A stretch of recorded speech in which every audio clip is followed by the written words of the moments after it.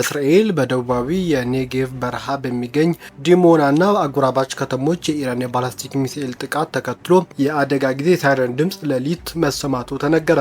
ሌላ ተጨማሪ ሚሳኤል ወደ ሰሜናዊ እስራኤል አቅጣጫ በሌሊት መተኮሱን የእስራኤል መከላከያ ኃይል ማረጋገጡን ተዘግቧል። ይህ ክስተት የኢራን ሚሳኤሎች በእስራኤል ደቡባዊና ሰሜናዊ አካባቢዎች ላይ በአንድ ጊዜ ተከታታይ ስጋት እየፈጠሩ መሆናቸውን በግልጽ አሳይቷል።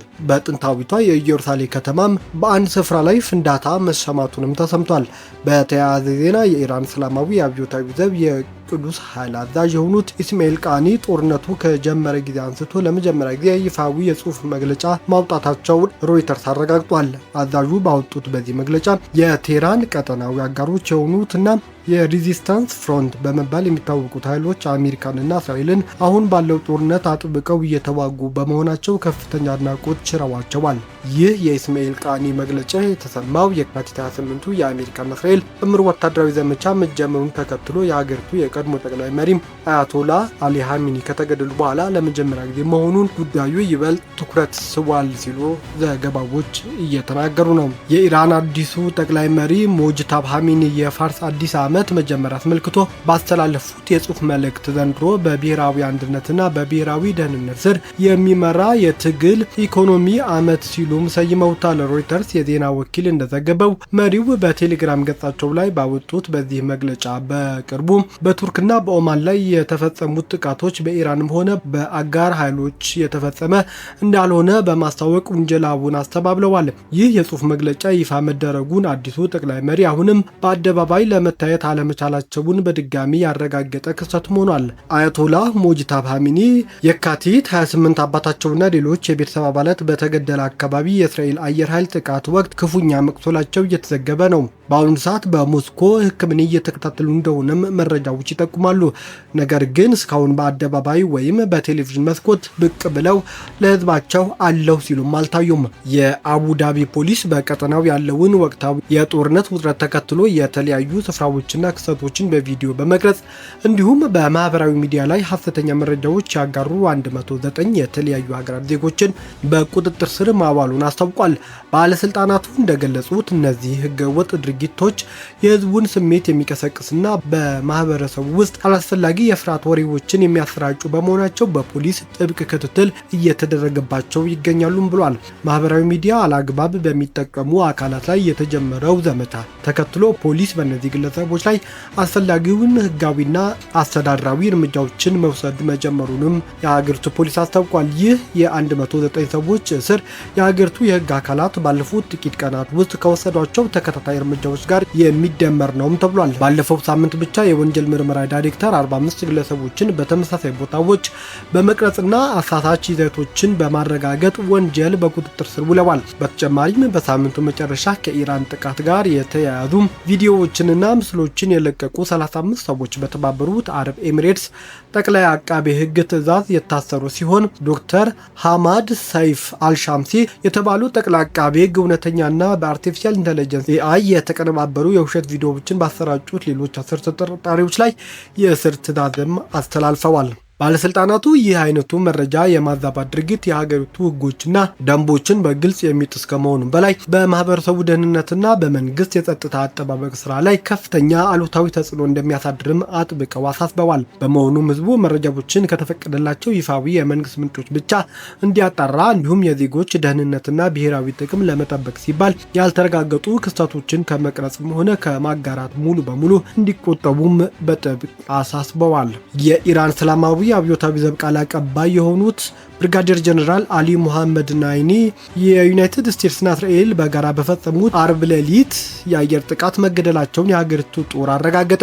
በ2004 የቃል አቀባይነት ሚናውን የተረከቡት የ68 ዓመቱ ጀነራል ናይኒ አርብ አነጋጉን በአሜሪካና እስራኤላውያን ጥቃት በሰማዕትነት ማለፋቸውን የኢራን አብዮታዊ ዘብ ባወጣው መግለጫ አስታውቋል። የጀነራሉ መገደል የተሰማው እርሳቸው በብሔራዊ ቴሌቪዥን ቀርበው ኢራን በጦርነት ውስጥ ሆና ሚሳኤሎችን የማምረት ሙሉ አቅሟን እንዳላጣች ከተናገሩ ከጥቂት ሰዓታት በኋላ መሆኑ ክስተቱ ይበልጥ ትኩረት ሳቢ አድርጎታል። ናይኒ ከመገደላቸው ጥቂት ቀደም ብሎ የሚሳኤል ኢንዱስትሪያችን ሙሉ ውጤት የሚያስመዘግብበት ነው። በጦርነት ሁኔታ ውስጥም ሆነን ምርታችንን ስለምንቀጥል ምንም የሚያሳስብ ነገር የለም ሲሉ መናገራቸው የፋርስ ዜና ወኪል ዘግቦ ነበር። የናይኒ ንግግር የእስራኤሉ ጠቅላይ ሚኒስትር ቤንጃሚን ኔታንያሁ ኢራን ከእንግዲህ ዩራኒየም ማበልጸግም ሆነ ባላስቲክ ሚሳኤሎችን ማምረት አትችልም ሲሉ የሰጡትን መግለጫ በቀጥታ የሚቃረን ነበር።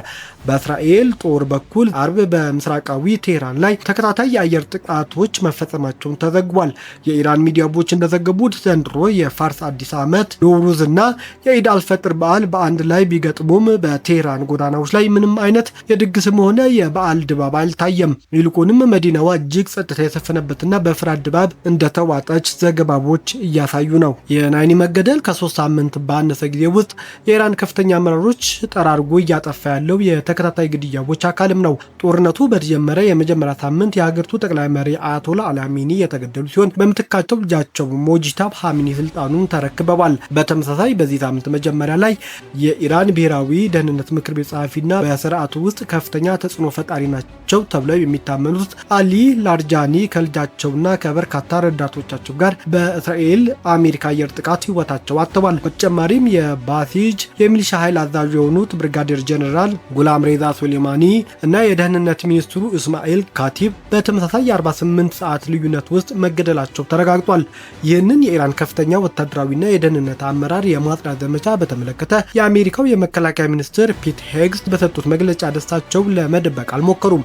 ሚኒስትሩ በአሁኑ ሰዓት በዓለም ላይ ማንም ሰው ሊሰራው የማይፈልገው የመጨረሻው አስፈሪ ስራ ቢኖር በኢራን አብዮታዊ ዘብ ወይም በባሲጅ ጦር ውስጥ ከፍተኛ የአመራር ቦታ ላይ መቀመጥ ነው ሲሉም በሁኔታው አስተያየታቸው ሰጥተዋል።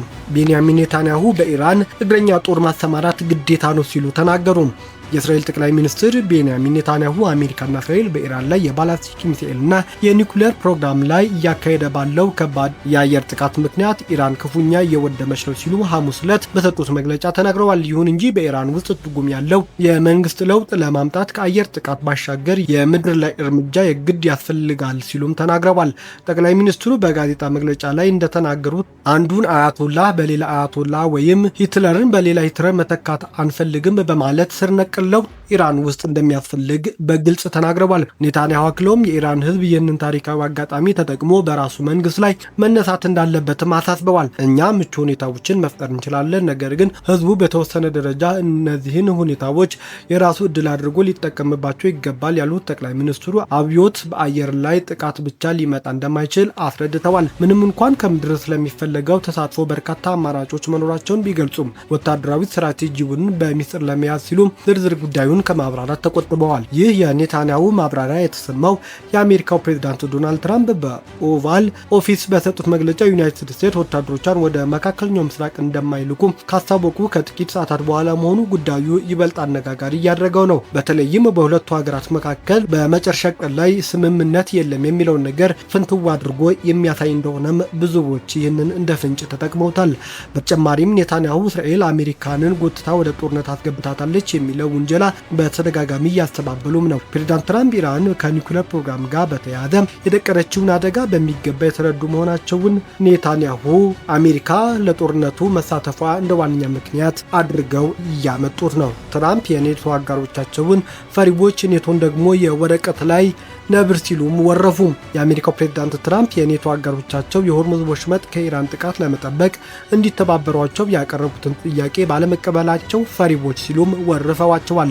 ማህበሩን ደግሞ አሜሪካ ባትኖር ኖሮ ደካማ ነበር ሲሉም ኔቶንም አጣጥለዋል። ፕሬዝዳንቱ በማህበራዊ ሚዲያ ገጻቸው ላይ ባሰፈሩ ጽሑፍ በሆርሙዝ ወሽመጥ የሚተላለፉ መርከቦች መጠበቅ ለኔቶ አባል ሀገራት ቀላል ይሆን ነበር በማለት ለመሳተፍ ባልፈቀዱ ሀገሮች ላይ ፈሪዎች ሲሉም ተችተዋቸዋል። ትራምፕ በትሩዝ ማህበራዊ ሚዲያ ላይ ያሰራጩት ጽሑፍ የሰሜን አትላንቲክ ጦር ቃል ኪዳን ድርጅት ኔቶና አባላቱን ክፉኛ አብጠልጥለዋል። በዚህ ጽሑፋቸው ካለ አሜሪካ ኔቶ የወረቀት ላይ ነብር ነው ሲሉም ትራምፕ ሌሎቹን ሀገራት አቅማቸውን አጣጥለዋል። ኢራን ኒውክሌር እንዳትታጠቅ በሚደረገው ፍልሚያ ውስጥ ለመሳተፍ አልፈለጉም። አሁን ጦርነቱ በወታደራዊ ኃይል አሸንፈናል፣ እነሱ የኔቶ አባል ሀገራት ማለታቸው ነው። በነዳጅ ዋጋ መጨመር እያማረሩ ነው።